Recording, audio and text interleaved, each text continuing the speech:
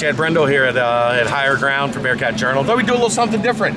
We usually talk to the players and coaches out here, but when you get a chance to talk to Jim Kelly, you talk to Jim Kelly. So I said, let's get your observations from, this is what, your third day?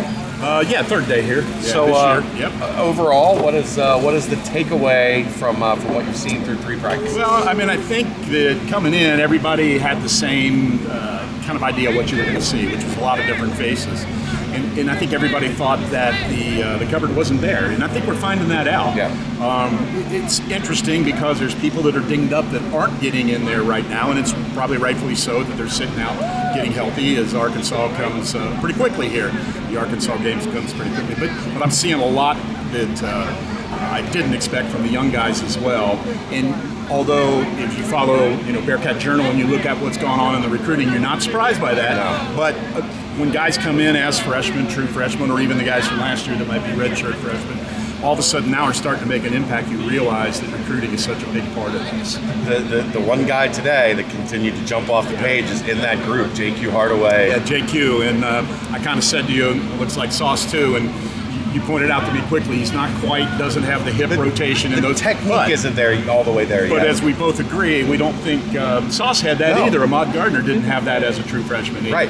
But if you look physically at him, he looks a lot like Gardner. He just made plays. Now, maybe not as smooth as Sauce did, last year as a junior and as the first-round draft choice. But I'm telling you what, the potential's there. That's the hardest part, I think, when you're comparing players. It's not fair to compare him to freshman Sauce, but it's certainly not fair to compare him to number 4 pick in the draft Sauce. You have to rewind and remember when Sauce was out here his freshman year, he's 160 pounds. Correct.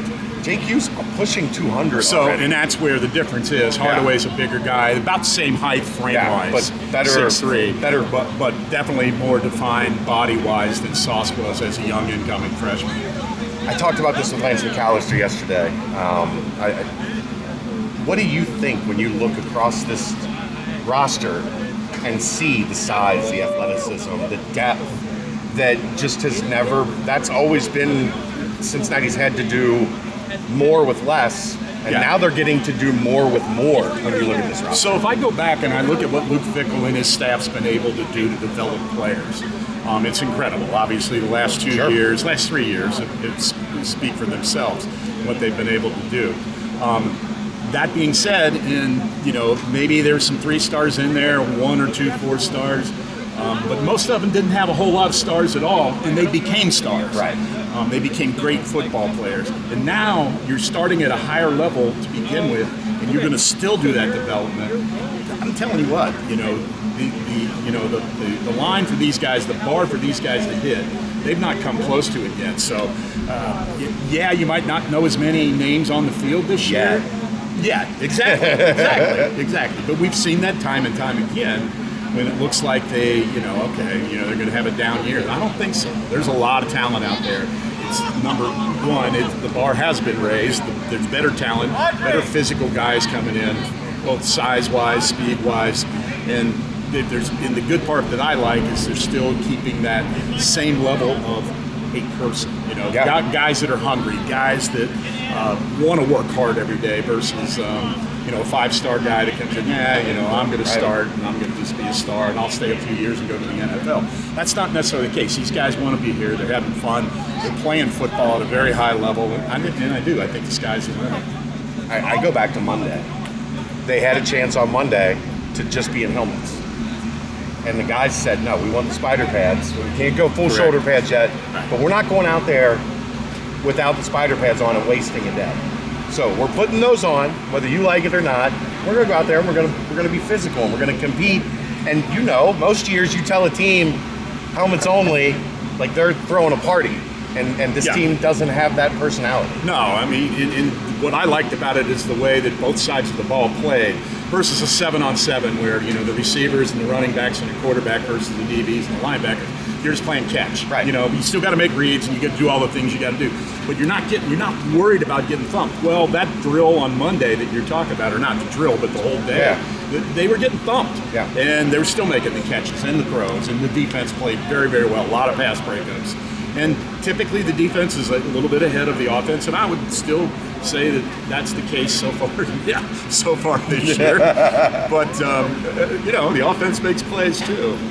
What's fascinated me, a couple years ago, was Myjai Sanders and James Hudson, and your eyes are just drawn to them every day. And last year it was Gardner, Sauce and AP. Yep, and Alec Pierce. This year, you might agree, you might not agree, but the one my eyes can't get off of, Jowon, Briggs, Jake Renfro. So down in the trenches there, big time, yeah. And we joked with Jake yesterday because there was one point in the practice Tuesday night where Briggs just escorted him to the quarterback, and Renfro is.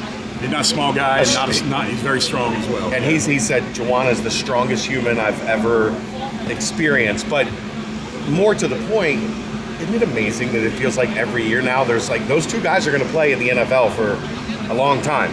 Same as the two last year. Same as Myjai and Hudson. Correct. Every year you're getting one of those battles of these are two NFL guys that are iron sharpens iron. Well, and when we watched Briggs, right when he came in, after transferring from Virginia, a little bit overweight, watched, his body develop, lose a little bit of weight, continued to work in the weight room.